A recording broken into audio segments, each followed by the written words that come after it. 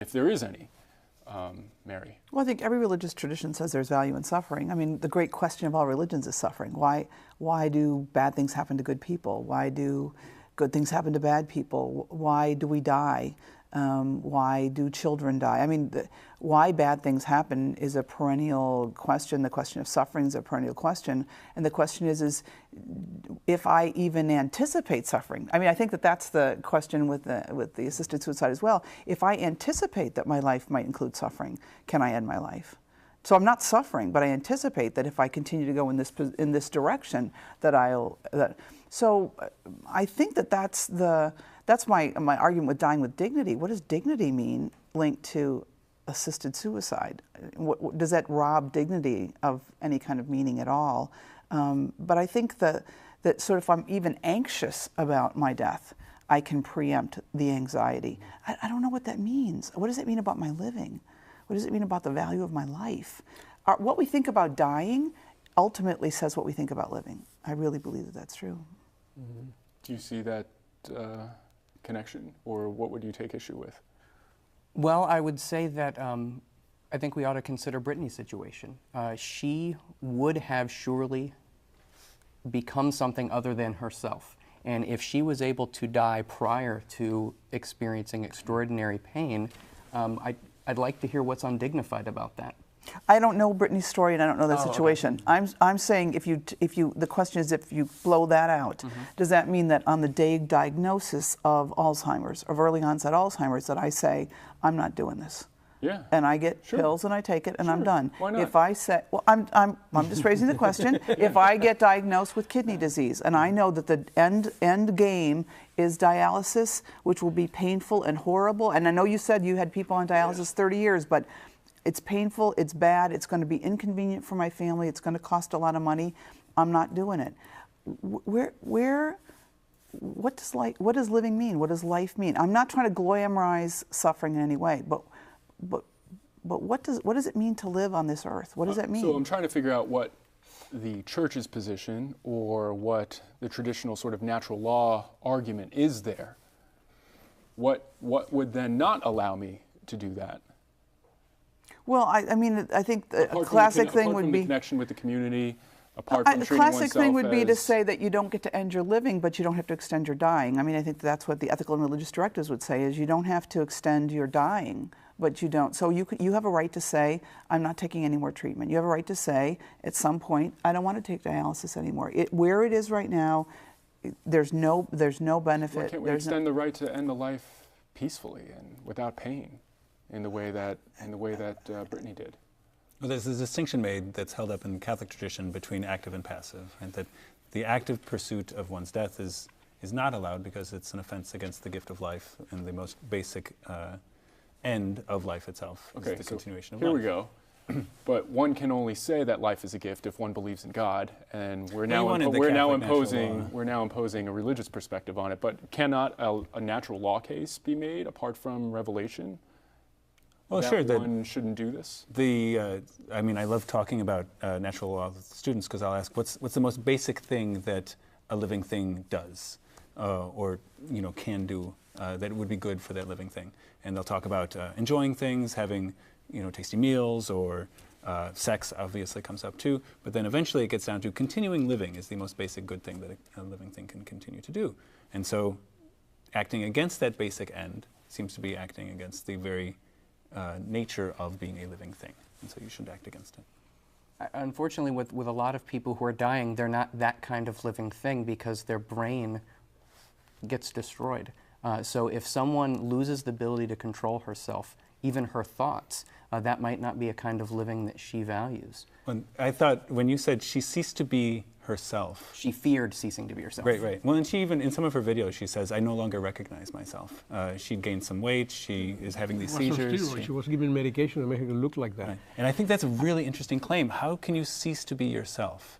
And it's if you place the central value on control and autonomy, that's where the self is then, right? Or but even seeing oneself as a body and a soul rather than a unified being, a unified person, right? That he's assuming a dualistic understanding of personhood that the Catholic Church is not. I'm assuming no such view. No? No. Okay. one concern that I have is that people may be making decisions without knowing really how they're going to feel when they get in that situation. And I think that's one of the things that I'm concerned mostly, and that's because of my experience with patients like being on dialysis was the end of the world, and I had one that got a gun and said, "Doctor, if you tell me they're going to need dialysis, I'm going to shoot myself, and this is the gun that I'm going to use." And he never used it. He just went ahead on dialysis and lived okay for 5 more years. So I think that's one concern that I have, that people will be making assumption how they're going to feel in that circumstances and then killing themselves. And I think life is worth something more than just making a decision like that without knowing where you're standing or where you're going to really be. But that's a double-edged sword, because you also have people who, once they're in these situations, are confronted with such extraordinary news that their entire mental state changes, that they may lose capacity eventually too. So, I mean, the Oregon law is somewhat problematic in that you are given the prescription for these drugs, but there's no oversight as to when you fill that prescription, right? So you may get the drugs and then enter a deep depression, and then you have access to these drugs. So to we're kill talking yourself. about then if my person changes over time, and the patient that is making the decision now, if it's going to be a different later, why is that I would kill that person now without knowing what's going to happen when I get there? So that's the concern I have, that because I do think that we change over time, and we make doing things differently, adapt quite well to circumstances that we thought we were not going to adapt. When you see people that are living in the way that they're living in the world now, in places that you wouldn't think of living, and they live and thrive, Right, not just live but thrive. So the context of life, I mean, I think, and looking at it from a secular point of view, not even religious, I'm concerned that we make life not having the importance that it really has. Yeah, I have a friend who likes to say to people who say, "I can't imagine living like that. I can't imagine being like that." She says, "You need to work on your imagination. You need to travel. You need to meet other people in other circumstances, and then maybe make the decision." I hear you saying. Any rebuttal to anything that they've said? I didn't mean to make you a dualist, but it seemed, it seemed as though when you say one should have one's control over oneself when one doesn't recognize oneself, that sort of, I thought it assumed that one's personhood, if you will, is wholly defined by the bodily state that they're in, which is not the case. But well, that's not a case I'm supporting here, but in her particular case, she was a rational and free adult who was able to make informed decisions about all sorts of things. And she made an informed decision about when she wanted to die.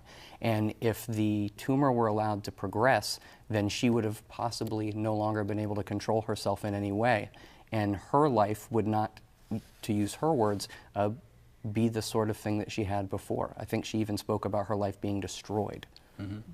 And if she chooses to avoid that sort of destruction, I think we should do what we can to help her get what she sees as her best option. Including creating laws that permit the access to prescription medication from physicians to...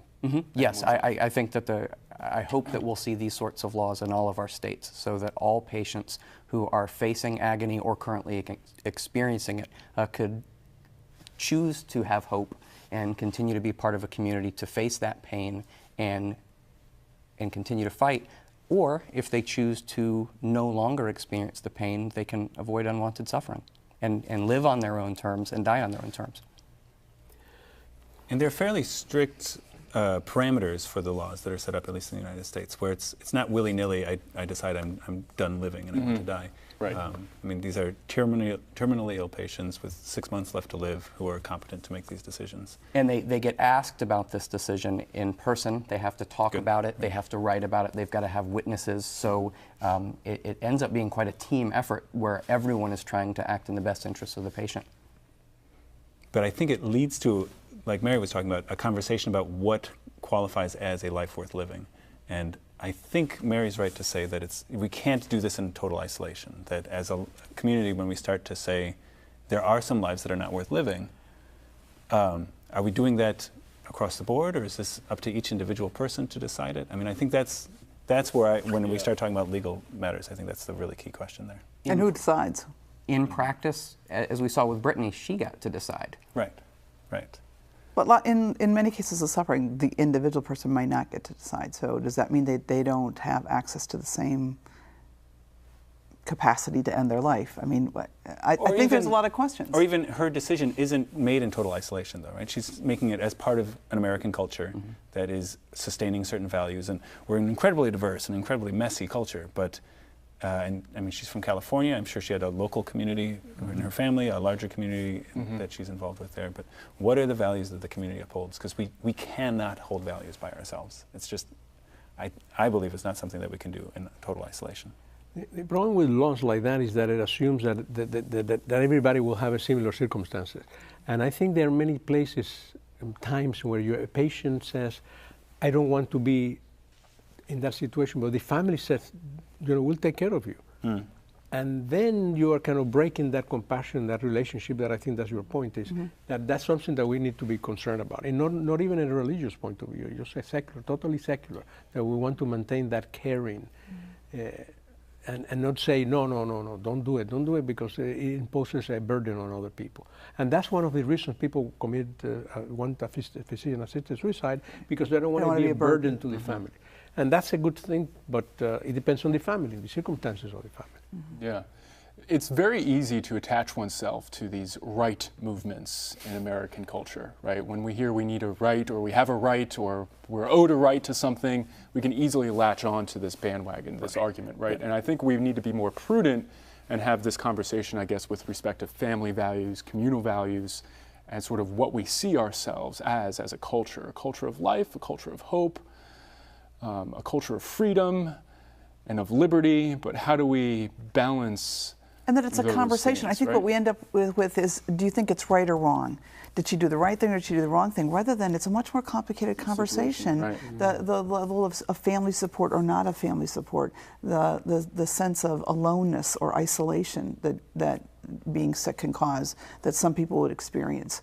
The joy that family finds sometimes in accompanying someone in their dying. But it's a conversation. It's not a. It's often right or wrong, and that. Well, I hope this show has provided some perspective. At least that's the goal. So we're out of time for today's program. Thank you very much for joining us. Linked to assisted suicide. Does that rob dignity of any kind of meaning at all?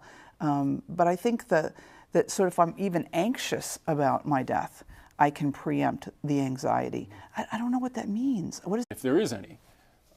Mary? Well, I think every religious tradition says there's value in suffering. I mean, the great question of all religions is suffering. Why do bad things happen to good people? Why do good things happen to bad people? Why do we die? What does it mean about my living? What does it mean about the value of my life? What we think about dying ultimately says what we think about living. I really believe that that's true. Do you see that connection, or what would you take issue with? Well, children die. I mean, why bad things happen is a perennial question. The question of suffering is a perennial question. And the question is if I even anticipate suffering. I mean, I think that's the question with the assisted suicide as well. If I anticipate that my life might include suffering, can I end my life? So I'm not suffering, but I anticipate that if I continue to go in this direction, So I think that's my argument with dying with dignity. What does dignity mean?